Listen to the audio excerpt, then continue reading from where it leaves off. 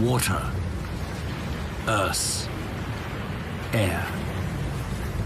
This is a place where the elements mix and merge, a landscape where plants and animals inhabit more than a single sphere. Birds hunt in the water, while fish glide over green meadows.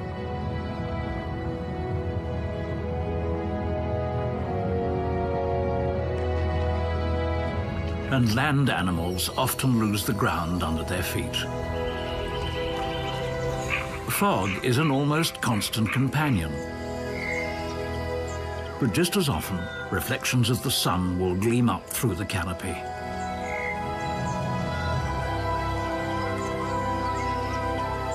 These sprawling woods and tangled waterways are totally intertwined.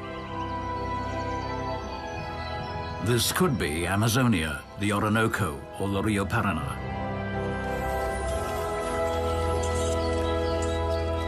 But these wild wetlands are only half an hour's drive from the city of Vienna.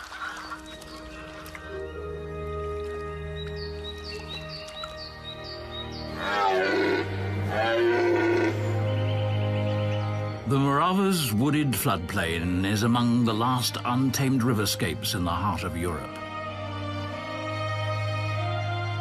Water is life, and life is constant change. Again and again, these waters wield their powers of destruction and new creation. They make the Morava a river without frontiers.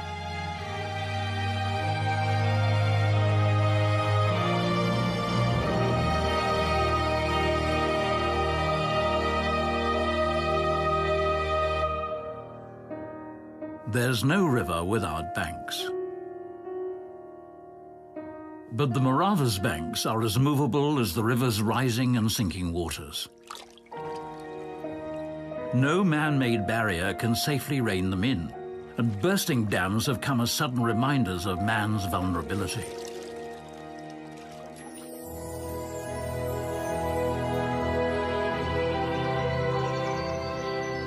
Most of the time, the powers of this river remain unnoticed, as long as its high waters lose themselves in the Morava's wide, wooded floodplain.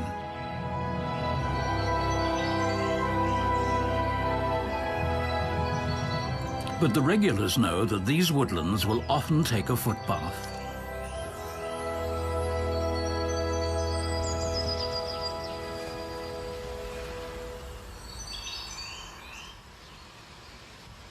Greylag geese are ground breeders, yet along the Morava River, their nests are found in ancient trees.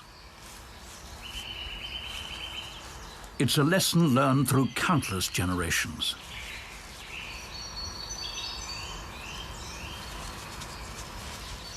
Up here, the nest is not only safe from floods. The tree nest even turns an inundation into a safeguard against foxes and martins. There are years when the meadows are flooded for weeks on end. For the river, these are the years of plenty, when aquatic life is richly replenished. The grass is always greener far from home. For wild carp, this is a fact. Where wildflowers blossom in dry years, carp have their spawning grounds in years of high water.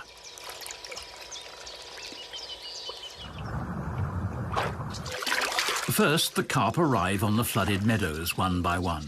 Eventually, they congregate in masses.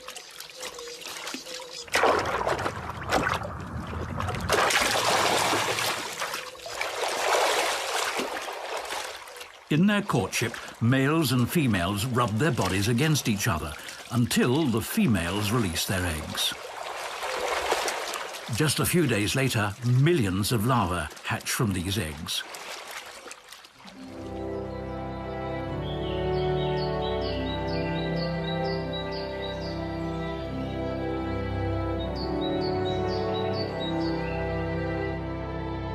Coming from Czechia, the Morava River flows along the border between Slovakia and Austria until it reaches the Danube. Its wetlands, swamps, and backwaters extend into all three countries.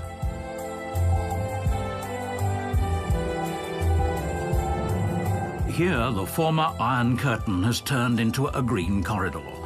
After the curtain fell, the Border River became a river without borders.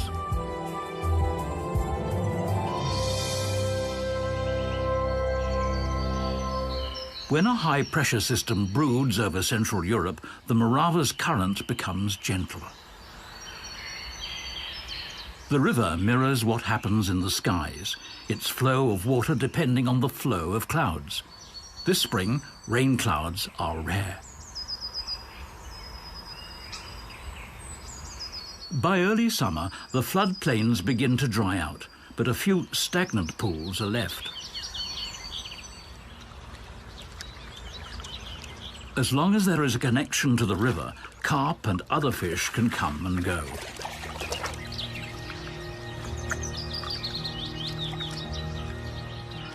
But once pools are cut off, the fish are trapped. Sinking water levels slowly tighten the noose. Sooner or later, these fish will be an easy meal.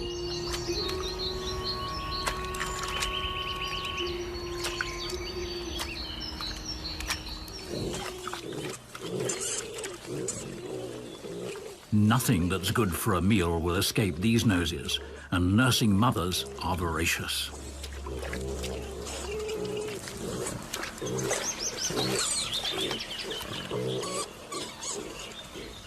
Wild boar are omnivores. They find the riverine forest attractive, not only because there's plenty of food, but also because there's such a wide choice. When chewing on fresh fish, the piglets are just imitating their mothers. Their preferred diet is still mother's milk.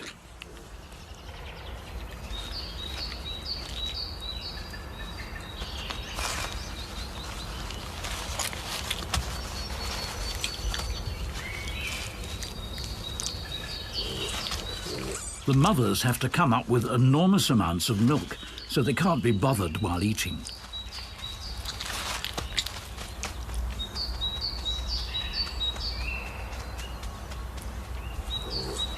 Motherly patience has a limit, especially when the stomach's growling.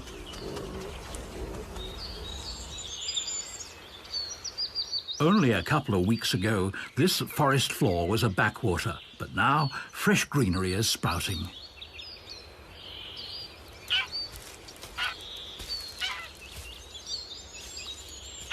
The young greylag geese have just hatched. Their instinct urges them to join their parents, but these are out of reach. To leave a nest at that height takes some courage, especially when you're the first to jump. What's needed is a good example to follow.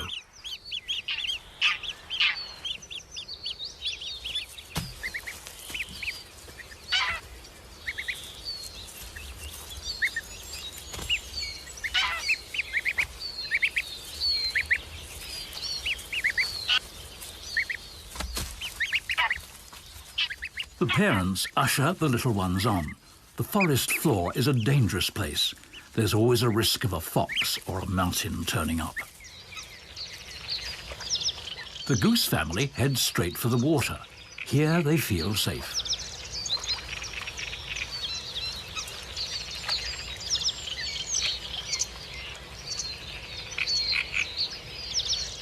This is their element. All summer long, the oxbows and swamps will be their nursery.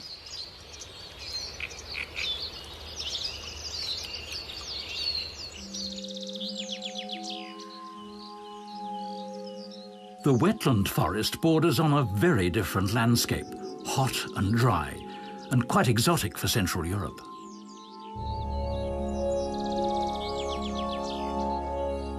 These gentle grass-covered sand dunes along the lower Morava resemble the steppes of Central Asia, and in fact, this is where many of its inhabitants have come from.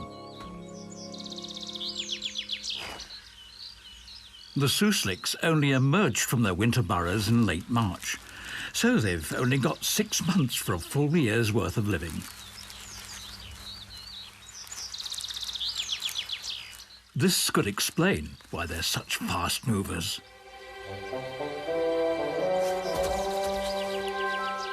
Their courtship and mating, in any case, seem frantic.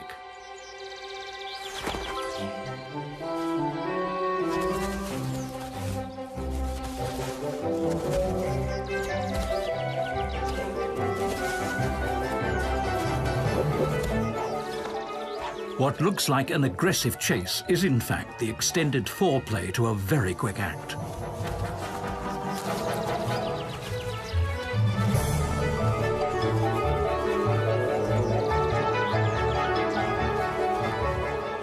He too was that fit in his time, but that's a while ago.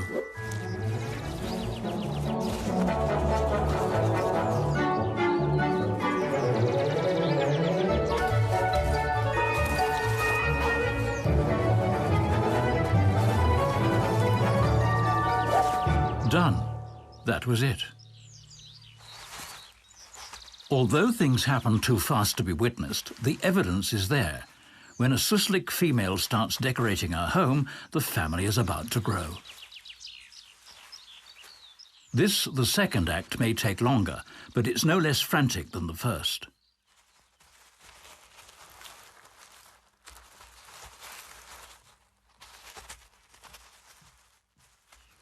Susliks live in large colonies, but each animal has its personal burrow. These animals are quite house-proud.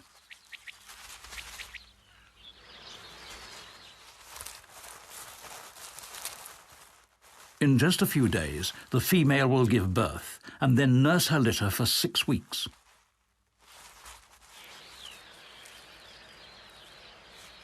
When you're moving too fast, risks can easily be overlooked.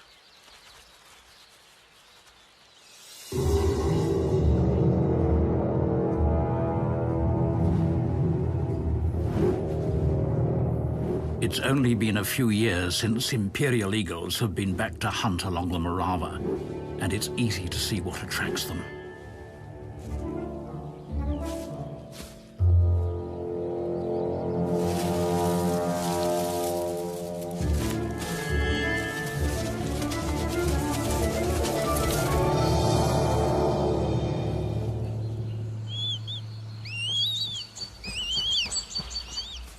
In Austria, the imperial eagle had been extinct for 2 centuries.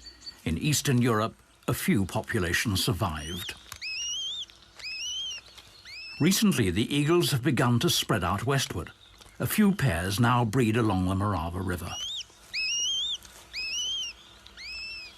With some luck, and this depends on human wisdom, the imperial eagle will get another chance to colonize Central Europe.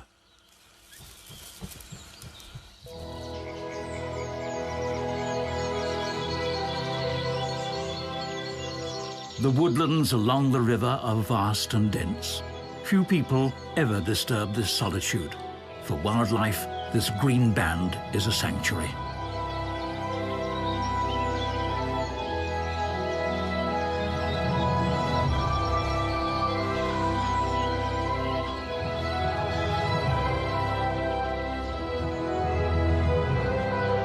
The white stork is among the more impressive inhabitants of the Morava's woods. Like the greylag geese, the white storks nest in old trees. The banks of the Morava are the only place in Europe where they do that. Storks return to the same nest year after year. Here they mate and raise their young. In the distant past, most European storks nested on trees. Then humans cleared more and more woodland. Big old trees that can support their huge nests have become rare in Europe. A stork nest can weigh up to a ton. May on the floodplain. For a few weeks now, the stags have been growing new horns. In earlier days, the red deer would leave the floodplain at this season and migrate to their highland pastures. In autumn, they would return to the lowland rivers. Today, many of their old migration routes are cut off. Spring brings 1,000 hues of green. For a while, green seems to be the only color. But then, wild ducks and little grebes bring in splashes of gaudy color.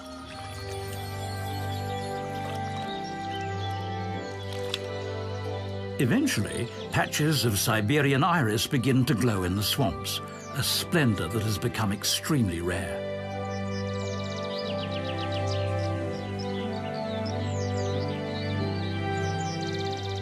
The most precious gems are hard to find. The Japanese iris hides in secret corners of the wood.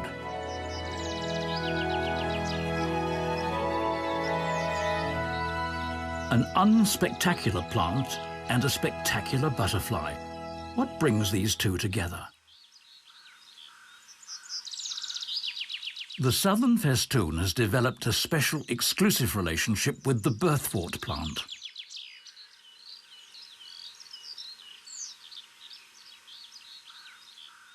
In June, the female sticks a few eggs to the downside of birthwort leaves. It's the only plant its larvae are able to eat.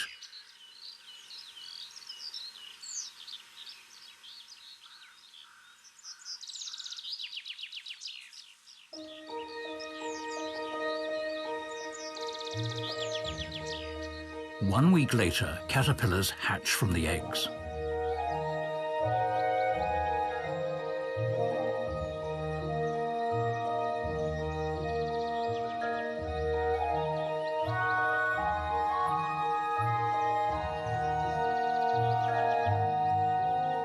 During the first weeks of their lives, the caterpillars only eat the tender parts of the plant, especially the petals.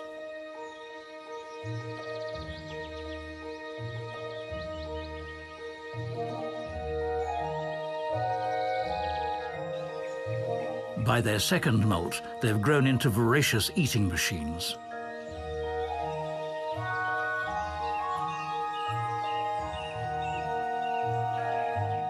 Now they need a more substantial diet.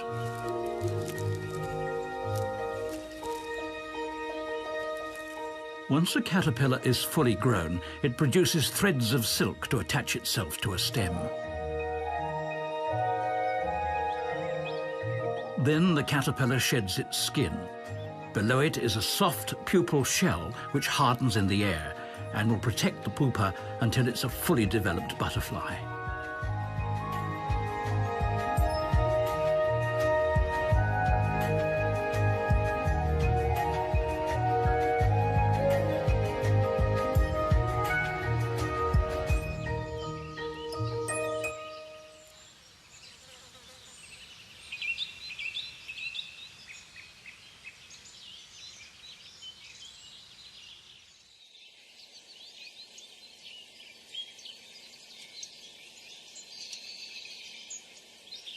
Summer has come to the floodplain.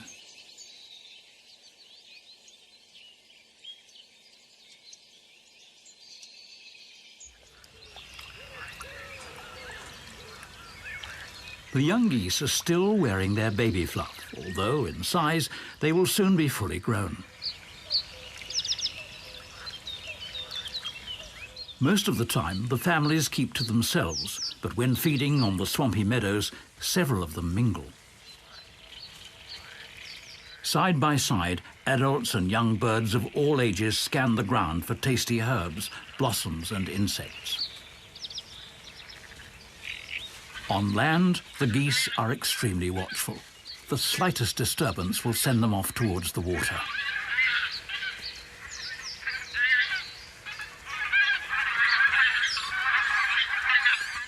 A fox has broken the idyll, even though he's not even seriously hunting. He just keeps checking whether a young bird is injured or lags behind. A pair of lapwings spied the fox from the air and warned everyone around. The swan is big enough not to fear the intruder.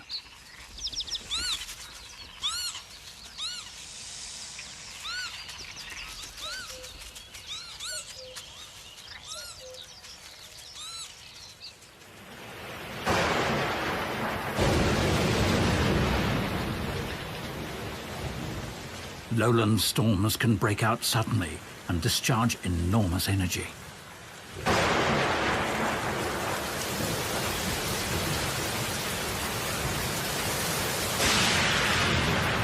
Within hours, the water level can rise dramatically.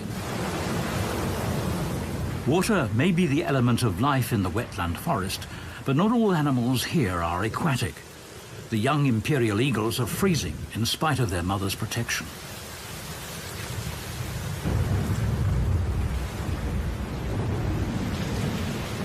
But the herons are in their element. A downpour cannot faze them. Heavy rain means flooded fields. As the waters spread, waders find their hunting ground expanding. For the imperial eagle, this is not hunting weather, so the young are in for a time of fasting.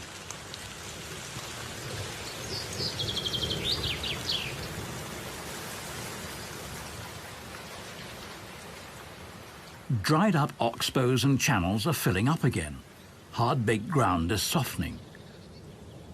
The water brings back life, even to those meadows that had not been reached by the floods in spring. Now the stage is set for a truly ancient spectacle.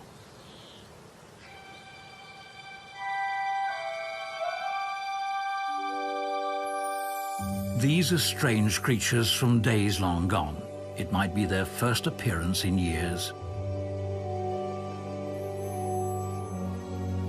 Tadpole shrimps, or triops, have been around without changing their shape for some 200 million years. Their eggs can survive dry periods, sometimes over decades. But when their patch of ground is flooded, they will hatch within days. And they're not the only bizarre inhabitants of the flooded meadows. Fairy shrimps, dragonfly larvae, water bugs, great diving beetles and other tiny creatures are floating among the wildflowers, adding up to an enormous biomass.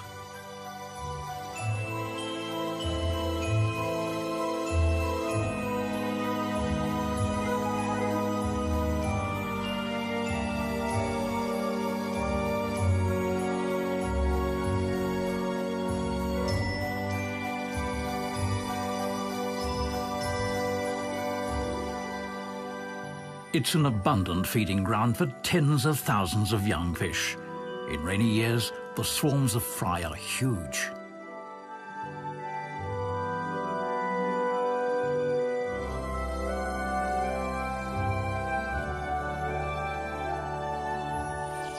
Life in and above the water is closely interwoven. The life cycle of many insects embraces both spheres. Most of the wetland birds feed on aquatic life. Way up in the canopy, the vagrants of the river have their roosts. Night herons are among the Morava's irregular visitors. They do not breed here every year. Night herons hardly ever use a nest in 2 successive years.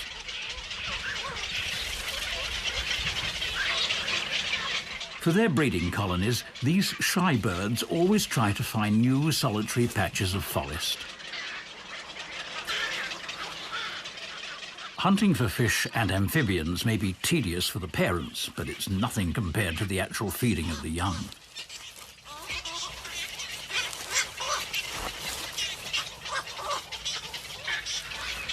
Watching young night herons being fed adds a new dimension to the phrase, young and hungry.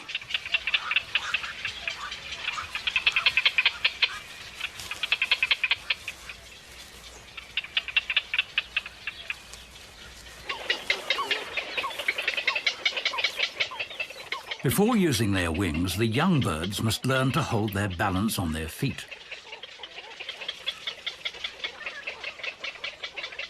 Venturing out on a limb is not a good idea before being able to fly. Suddenly, the situation is only funny for the onlookers.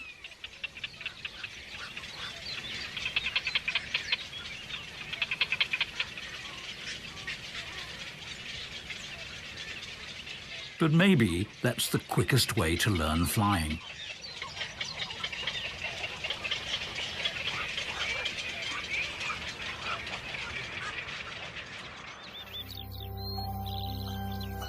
The height of summer. Just outside the wooded floodplain, the grass on the sand dunes is wilting under a scorching sun. Only few flowers and insects can hold out on the steppe.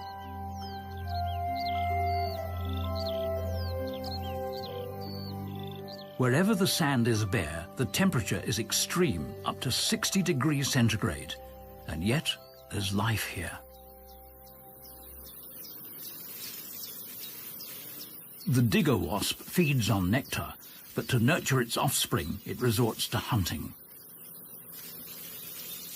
Before laying her eggs, the female digs a breeding tunnel.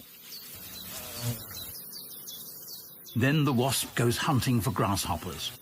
She takes a few turns to make sure she will remember the location.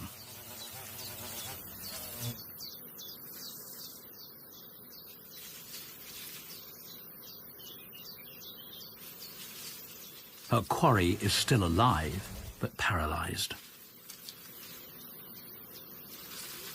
On the paralyzed grasshopper, she will lay her eggs. When they hatch, the larvae will feed on their helpless host.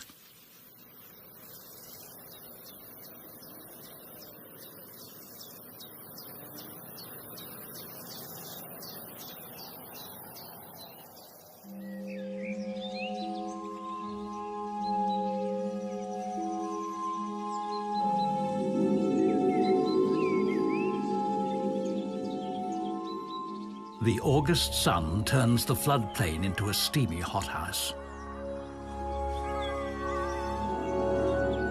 The hum of myriads of mosquitoes fills the air.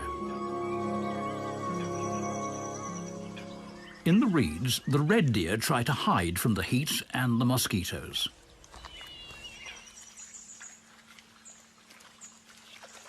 Good wallowing spots are now rare and spurn competition.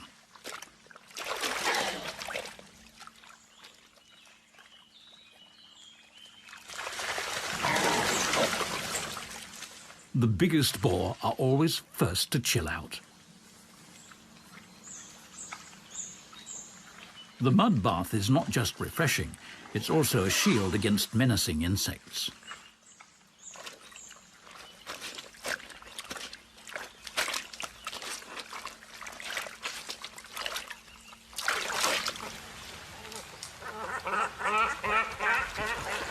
Cormorants clearly profit from hot, dry weather.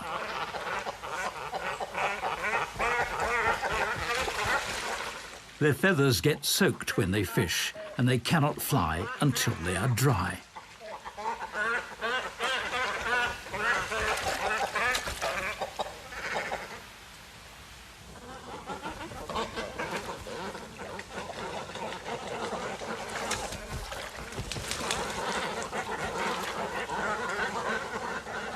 Cormorants are living clotheslines.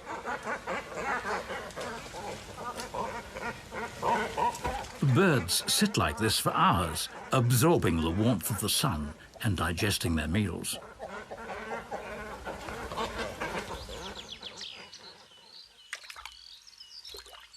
At the climax of summer, water becomes scarce even on the floodplain.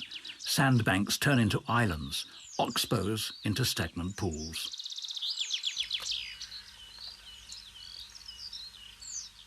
In these pools, many fish are now trapped.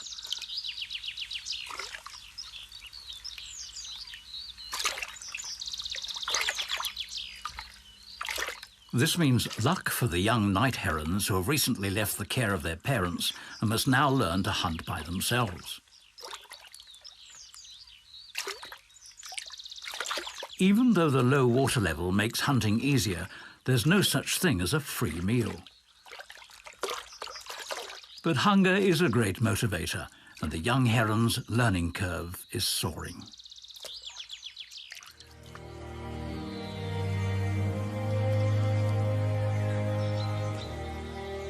The oppressive heat only lasts for 2 or 3 weeks. By mid-August, the fogs are back in the valley, turning the tropical jungle into a mystical forest.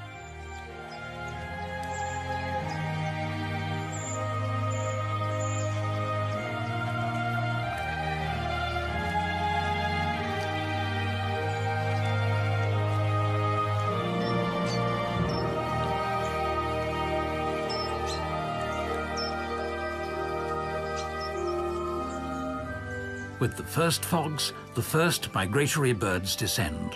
Soon, thousands will follow.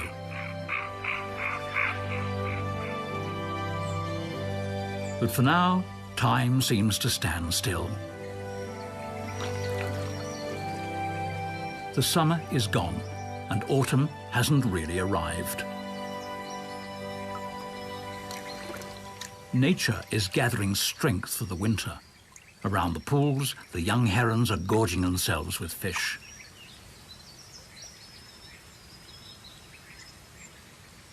Once the trees change colour and shed their first leaves, the red deer become restive. The rut is imminent.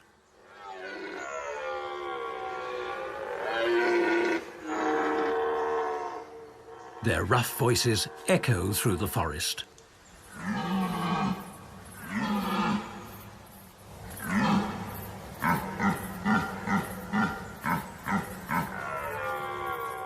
One can hear them thrashing through the undergrowth.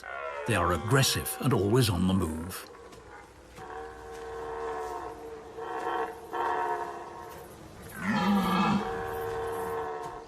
Rivals keep a watchful eye on each other.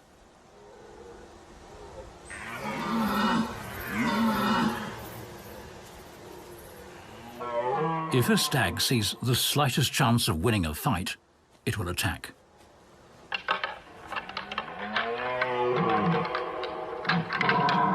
Only the strongest stags can pass on their genes.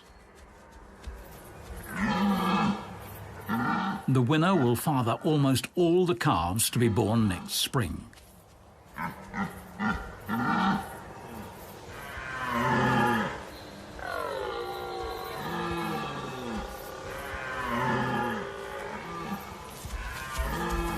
By late September, all the females are pregnant. The males have done their part, and peace can return.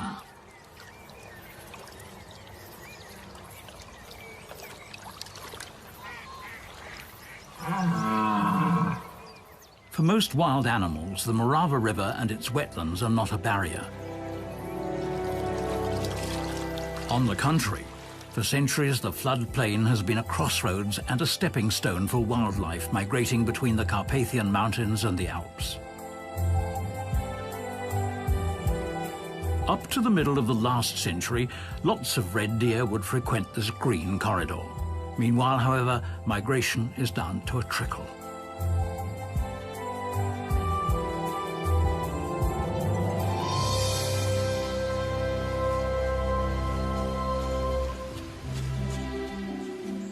This boar is travelling an ancient route.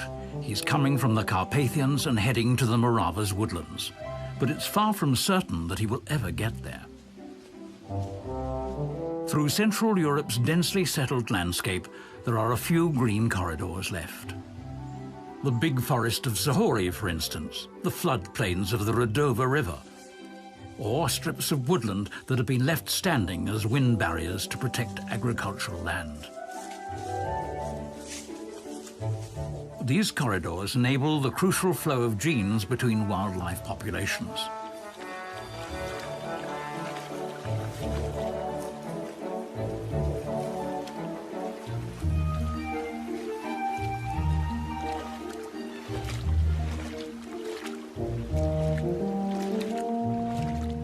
To reach the Morava's woodlands, the boar has to get past sprawling urbanization and industrial parks, across country lanes, railroads and motorways.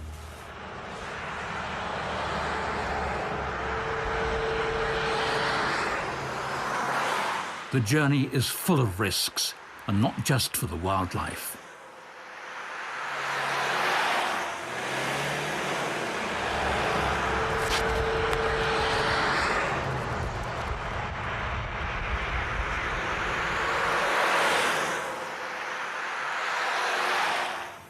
For the long-term survival of the Morava floodplain's wildlife populations, it's essential that migration corridors are restored and protected.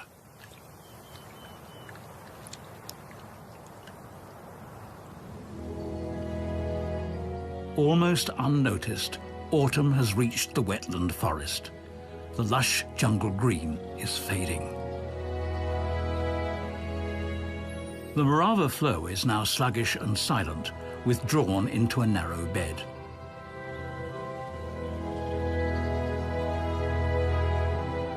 The giant poplars are the first to lose their silvery green. Then the oaks turn brown. Willows and ash are the last to lose their leaves.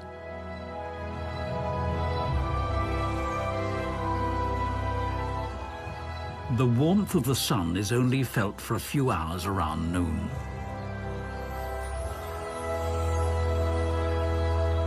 When the nights turn chilly, many birds who have nested here leave the floodplain.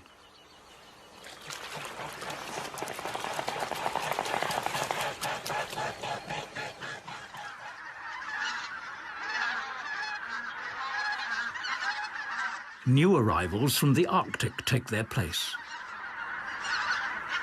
In October, thousands of bean geese and greater white-fronted geese descend on the Morava's banks.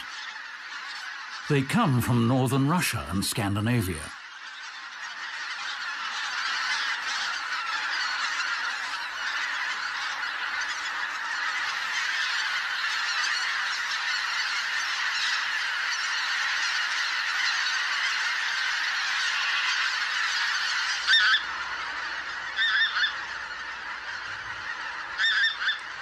Exhausted from their long flight, they rest and recover on the floodplain until the first severe frost moves them on again.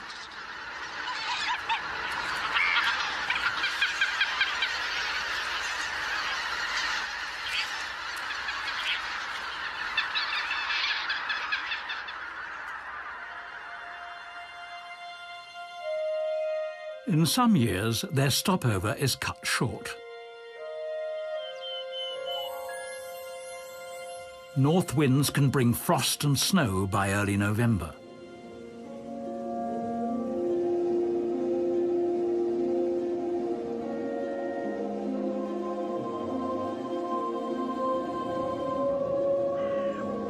When polar air flows in, temperatures can suddenly plunge way below freezing. It's so cold that nature seems to hold its breath.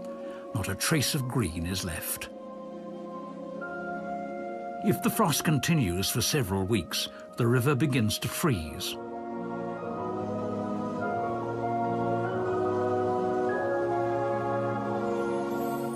The ice is still soft, but more and more of it comes drifting down the river. In the bends, the new ice builds up and gradually hardens until the Morava's gurgle fades into silence. The lush green wetland forest has turned hostile. It's now a white desert.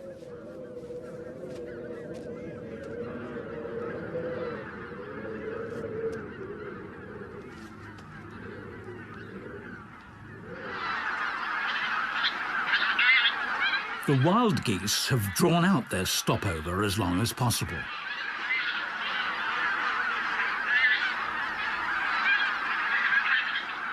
Keeping their water holes open has become tedious, and in the end, the frost wins.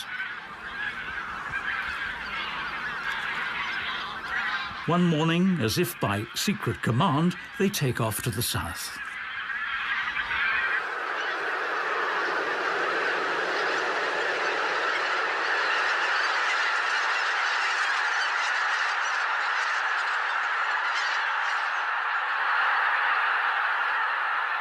In spring, on their journey back to the high north, they will touch down again.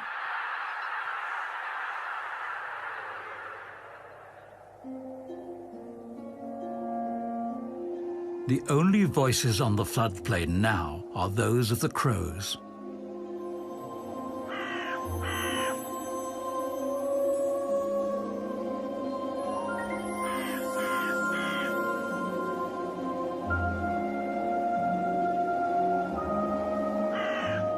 Even in winter, the water levels rises and falls, creating bizarre sculptures of ice.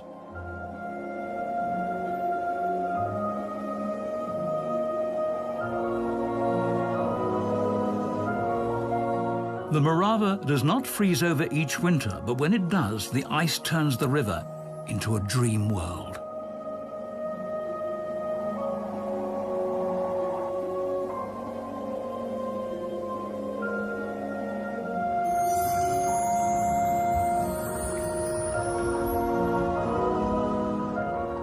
Carp and catfish glide silently below the ice. They do not hibernate, but their body functions are slowed down.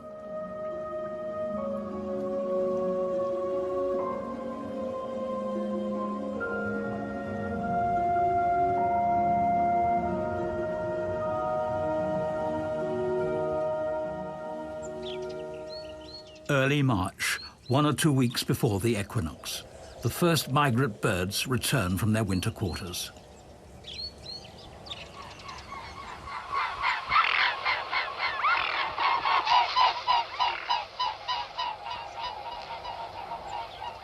During the most severe cold, the wild swans had been away at a nearby lake.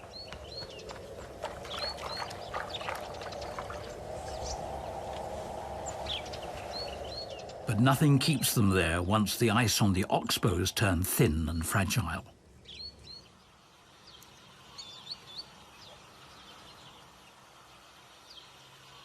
The forest canopy is still bare of leaves, so the spring sun can quickly thaw the dark forest floor.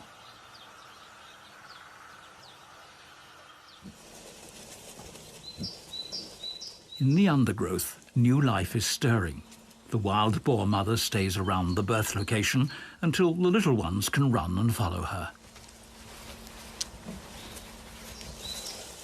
For decades, the wild boar populations of Eastern Europe have been growing.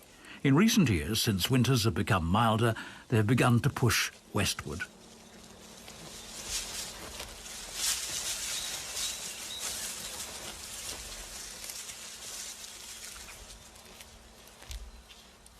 After refreshments, the new energy has to be spent.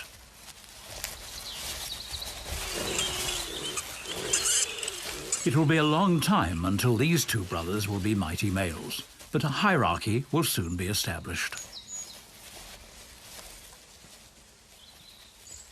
After sparring, it's cuddling time again.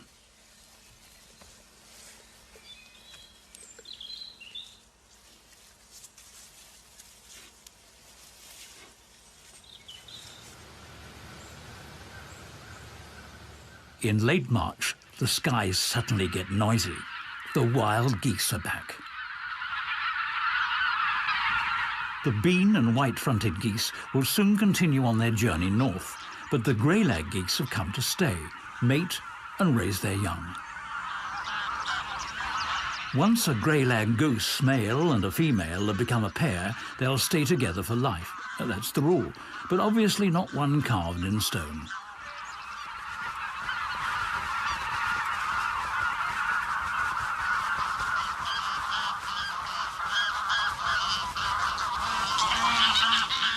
If the first choice is not a happy one, the second or third might work out.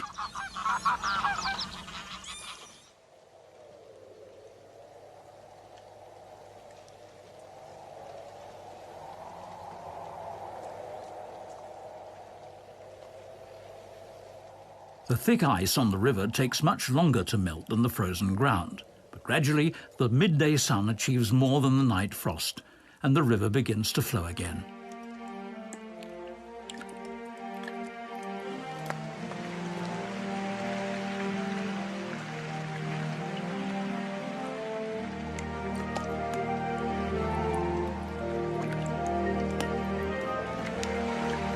Once the ice thaws from above and below, there's no turning around.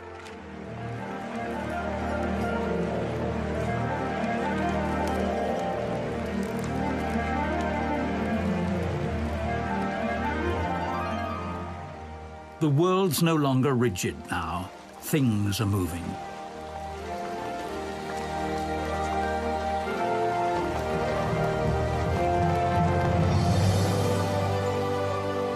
The Morava still pushes an enormous ice load.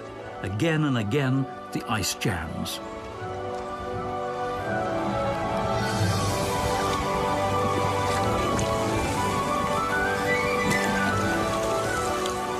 But then, finally, the spell is broken.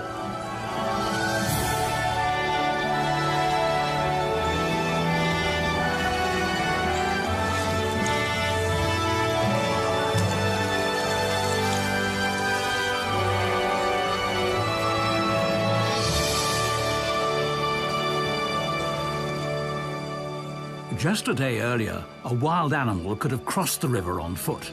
Massive as the ice cover was, the Morava crushed it within hours.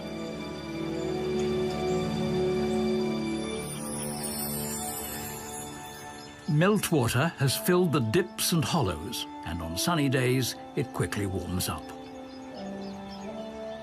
And soon the water attracts life.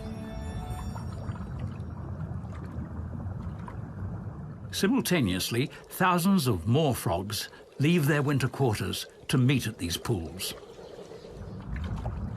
The males arrive first. During the mating period, which only lasts a few days, the males turn bright blue.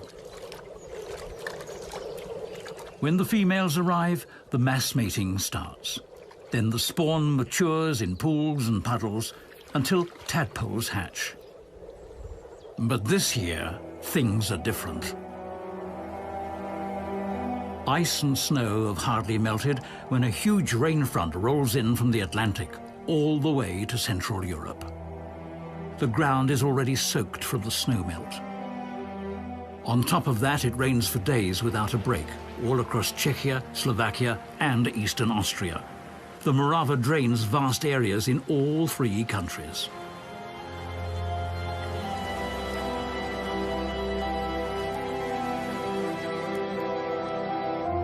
While the pools on the floodplain are running over, more water comes from tributaries, even after the rain has stopped along the Morava's lower range. The lower Morava is like the neck of a huge funnel, the size of its entire catchment area.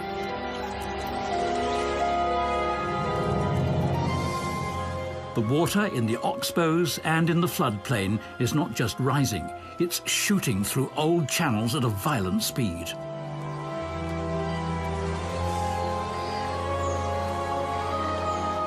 Eventually, the inundation also engulfs the higher fields.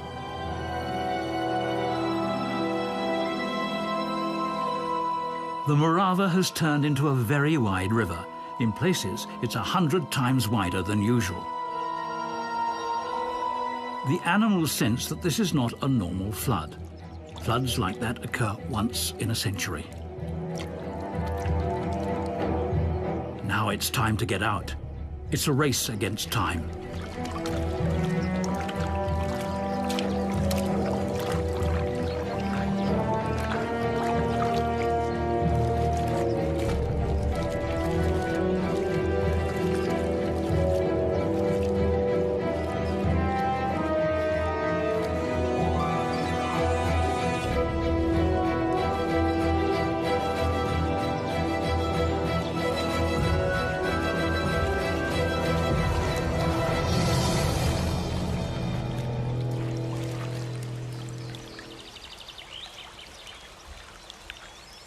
The hedgehog may be stranded for a few days, like a shipwrecked sailor, but at least he's among the lucky survivors.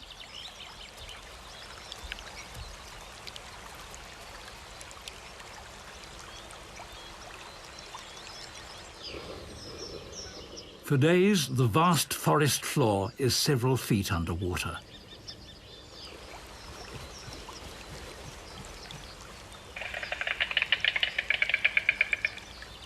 But as soon as the water level sinks, the first animals return. The flood has brought death and loss. But every disaster is also a new beginning.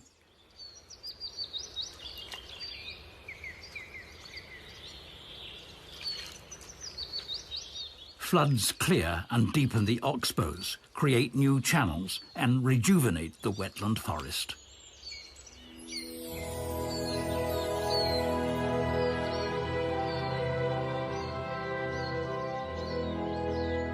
As of yet, the Morava floodplain is still an untamed riverscape. a remaining wild sanctuary in the very heart of a cultivated continent.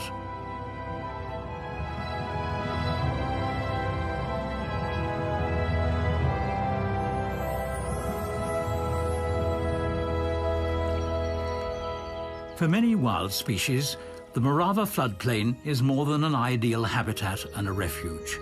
It's a vital link between populations east and west, north and south, the major stepping stone between the Carpathians and the Alps.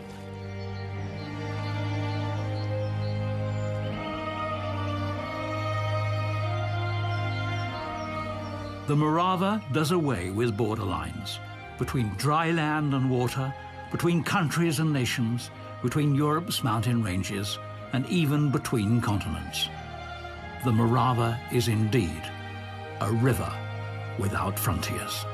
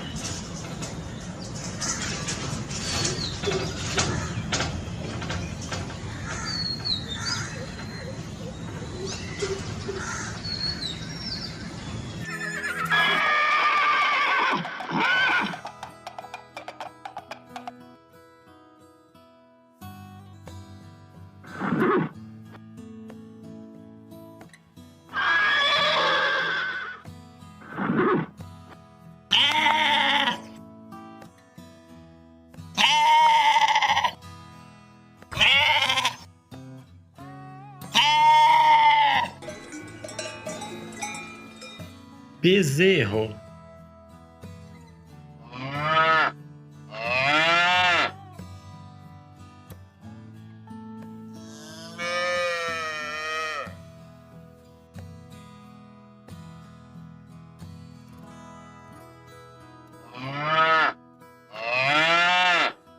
Porco.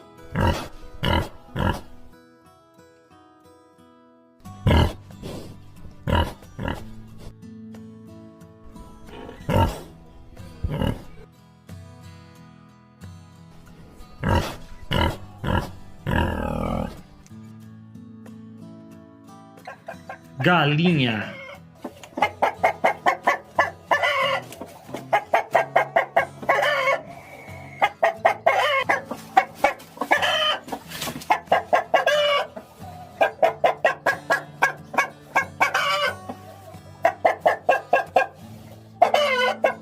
cabra,